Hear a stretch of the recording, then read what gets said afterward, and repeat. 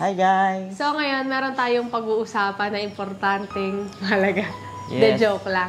So ngayon, meron tayong topic. Ayan, sa tingin ko, sa tingin namin ni Mariano G, na kailangan nyo rin talagang malaman to. Kasi syempre naging part na din kayo ng aming buhay. Yes. Simula nung una hanggang ngayon, nandyan kayo para panoorin kami, para supportahan kami. Ayan, kaya sa tingin namin, kailangan nyo rin malaman. So, ano naman kami sa lahat Open. ng girl, open naman kami Yes. sa buhay namin. So, dapat malaman nyo rin kung ano yung sasabihin namin ngayon. Yes. So, di ba guys, alam nyo naman na as a vlogger, very open, parang open book ang buhay namin sa public. And, wait lang. And,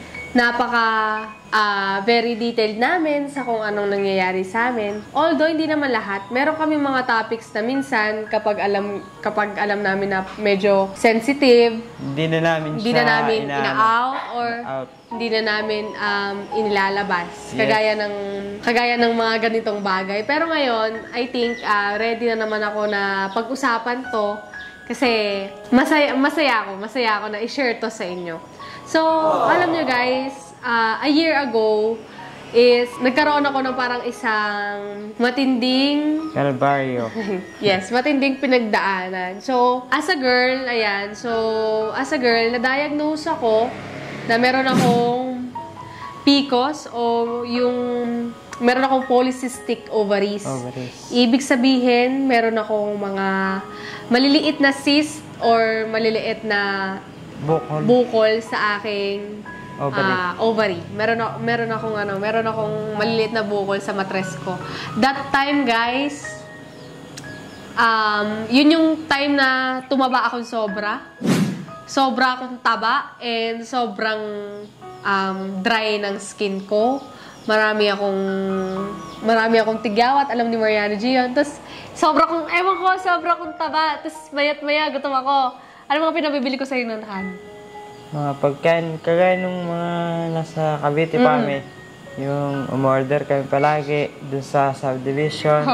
Ano mga kinakain natin? Siomay, mga hotcake, tas mga spaghetti. Yes, tsaka chicken, ganun. Tas palagi kaming na order. Oo. Mayat-maya. So, kaya, nung time na yun, si Cindy Girl, tumaba siyang Yes. gusto. Alam niyo yung pakiramdam kasi, guys, nang meron kang PCOS or meron kang polycystic ovaries, is para kang laging gutom. Kunyari ngayon, kumain ako ngayon. And then, after ko kumain is, gutom na naman ako. For example, kumain ako ngayon, tapos kumain ako ulit.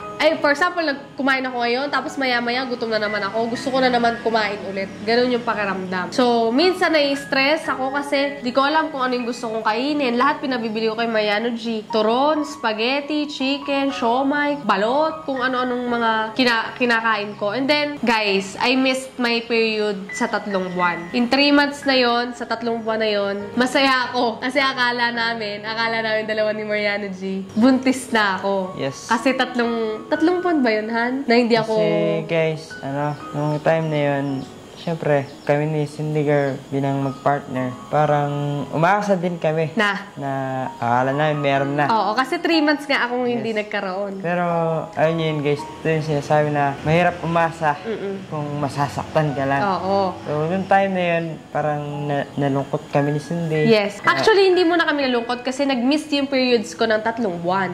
So, hindi ako nagkakaroon ng 3 buwan and nag-decide kami ni Mariano G na magpa-consult or magpa-check up. Ngayon, nagtungo kami sa isang OBGYN or OB-GYN sa malapit sa tinitirahan namin noon sa Cavite. And sinamahan ako ni Mariano G. Nagpa-check up kami. So, bago nila ako tignan totally, nirequestan nila ako na magpa-ultrasound ako para malaman ko kung bakit nagkaroon ako ng 3 buwan na missed periods na wala talaga. Kasi wala akong period, guys, 3 buwan. So, nung nagpa-consult na kami, and na-requestan na ako ng ultrasound. So, Nagpunta kami sa laboratory, kasama ko si Mariano G. And then, ulit kami dun sa OB. yes.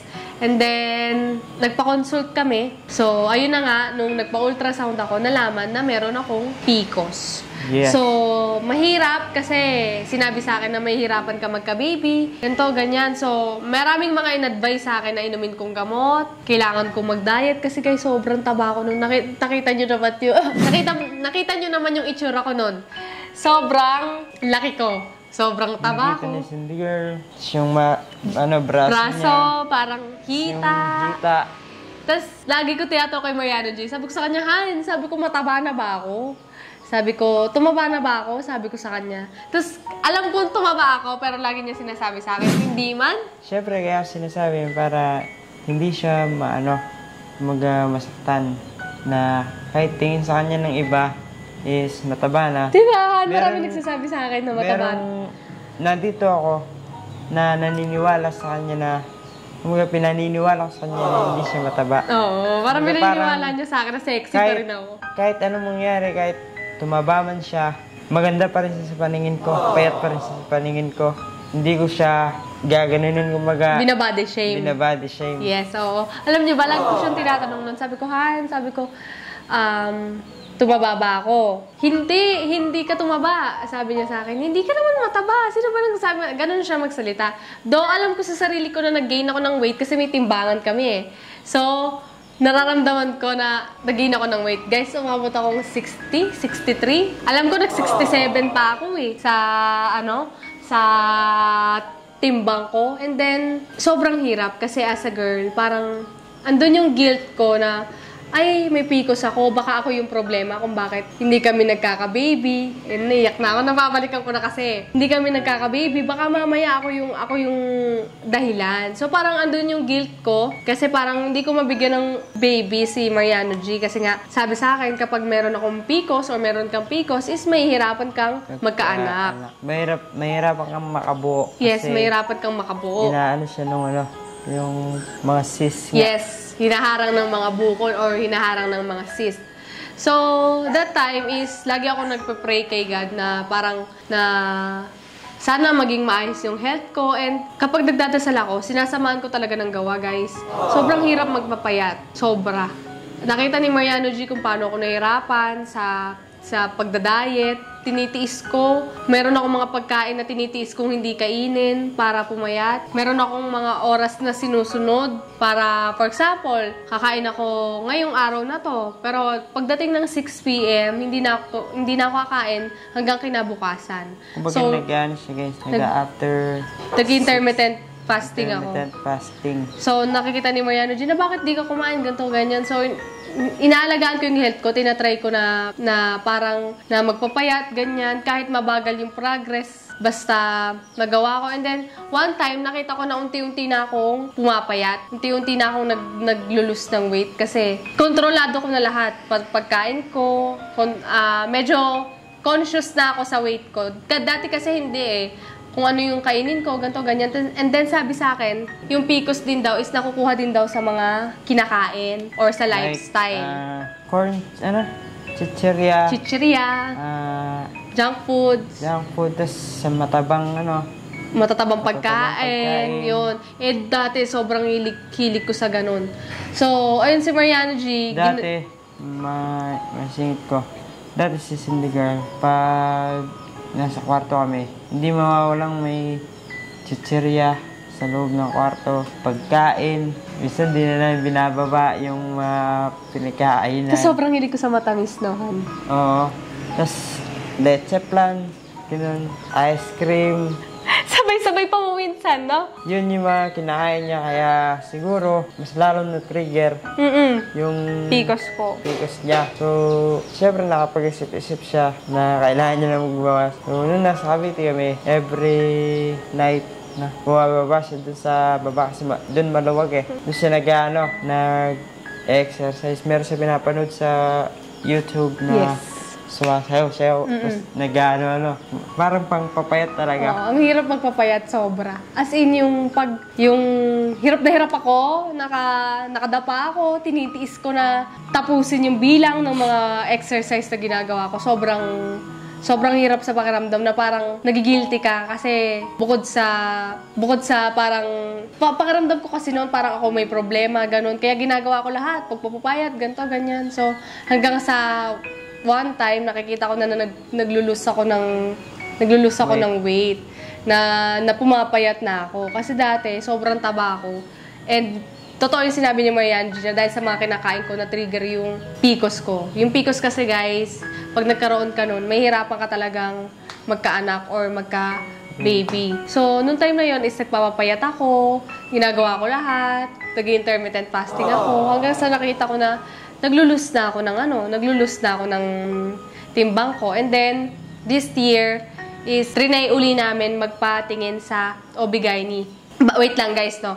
Bago ko pala naisipang i-share to, meron kasi akong nakitang comment sa TikTok ko na, Ma'am Cindy, sabi niya sa akin, if gusto mo pong magka-baby, magpatingin po kayo sa OB-GYN, baka po mababa ang matres nyo. Magpa-check up po kayo. So, para na rin alam nyo na kumukonsulta kami, syempre, sa mga experts, sa mga ganyan, sa mga OB-gynecologists. So, nagpatingin kami. This November 15 ba 16? November 16, nagpatingin kami dalawa.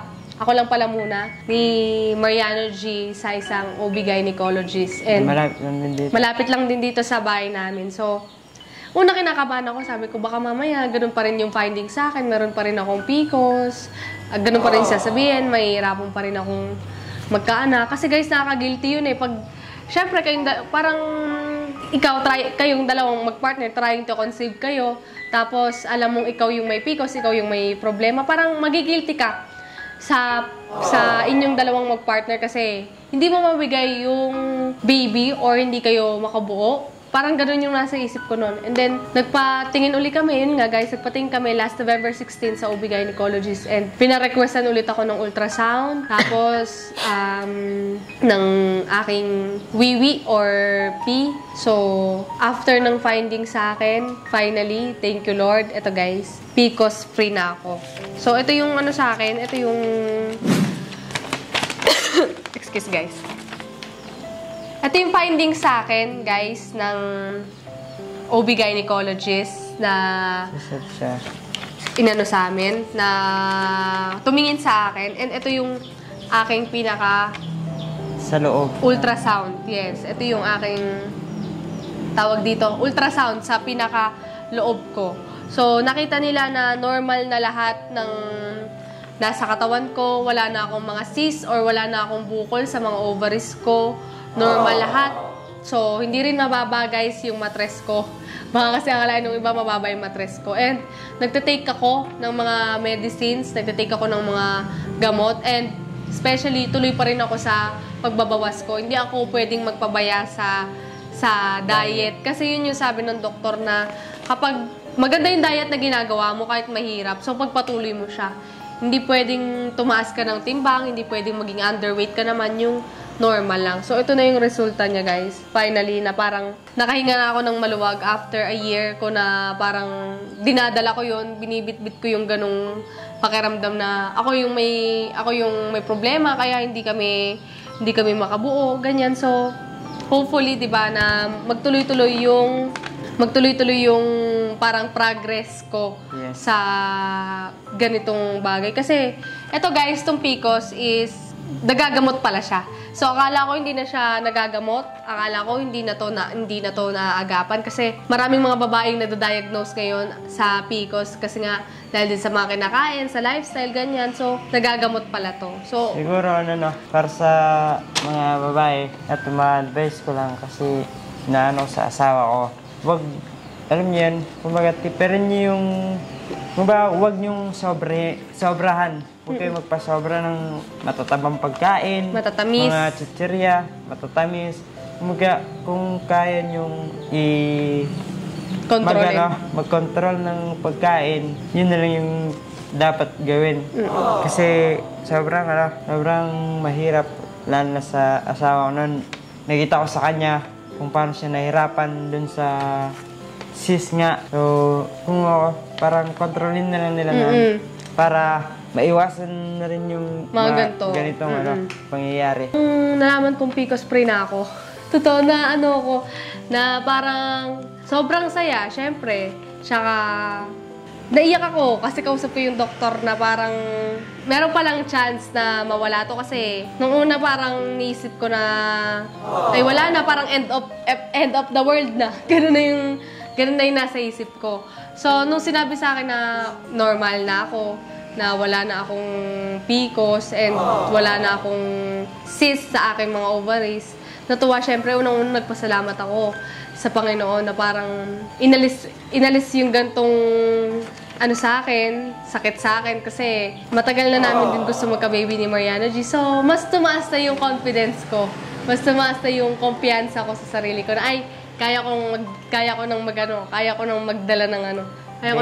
ng baby or kaya ko nang bumuhay ng bata. Yun yung nasa isip ko. So, naman, siyempre, masaya. Kasi, hindi na siya nahirapan dun sa sakit na napagdaanan niya. And siyempre, malay natin, di ba? One of pagbigyan these tayo days. ni Papa Jesus, na bigyan ng isang, baby. At siyempre, kami ni Cindy, nag-aan din kami, nagtatry.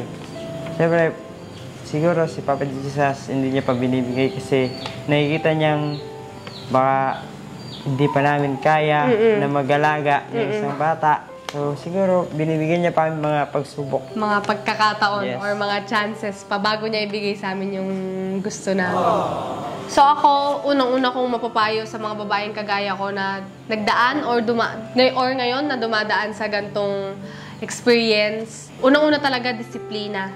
Disiplina sa tulog, disiplina sa pagkain, disiplina sa lifestyle, tapos alagaan mabuti yung sarili. If ever kayang hindi magpuyat, wag magpuyat. If ever na kayang tanggalin bisyo, alak man yan, vape, or kung ano, tanggalin. Tsaka, iwasan yung stress. Isa yan. Isa sa nakakapagpa-trigger yan yung stress and pressure sa sarili. And kumain kayo ng masusustansyang pagkain. More on gulay, more on prutas. Lagi kami may prutas ngayon sa sa rep namin. Ito nga kukain ako ng ubas. Totoo guys, na tsaka kung meron kayong PCOS, unang-una niyong gawin, magpating kayo at mag-diet. Totoo, kapag nag-diet kayo, mawawala yun. Sasama siya. Lalabas siya unti-unti. Ayun. Ano ba nang mapapayo ko sa mga may partner na may PCOS, alagaan nyo lang silang maigi. Siyempre, lalong wag nyo iiwan. Siyempre, porket nagkasakit, iiwan mo na siya, di ba? Dapat, alagaan mo siya. Ibigay mo yung gusto niya. Huwag mo siyang, kumbaga parang kontrolin mo rin siya sa mga pagkain kasi alam mong meron siyang PCOS. Huwag mo siyang konsentihin sa pagkain. So, dapat, balance, balance. And, syempre, wag natin silang stressan kasi mas lalong lalala kung may stress sila. At syempre, bigyan natin sila ng pag-asa. At huwag natin iparamdam sa kanila na wala tayo sa tabi nila. Kailangan palagi lang natin silang cheer up. Yes. Ganun. So, ayun na nga guys. Ayan, sana meron kayong natutunan sa vlog namin. Alam namin, simple lang to, pero gusto namin i-share yung mga gantong bagay sa inyo. Since part na kayo ng buhay namin and journey namin ni Mariano G. Masaya akong ibalita sa inyo to guys. Kasi para sa amin dalawa ni Yano, isang napakagandang balita nito na PCOS free na ako. So, ayun guys, maraming salamat sa pagsuporta at sa panonood ngayon sa aming vlog. Salamat sa pakikinig sa amin ng aking asawa. Yes, at magkita-kita tayo ulit sa susunod namin na vlog. Gang, gang! Do you wanna escape without it?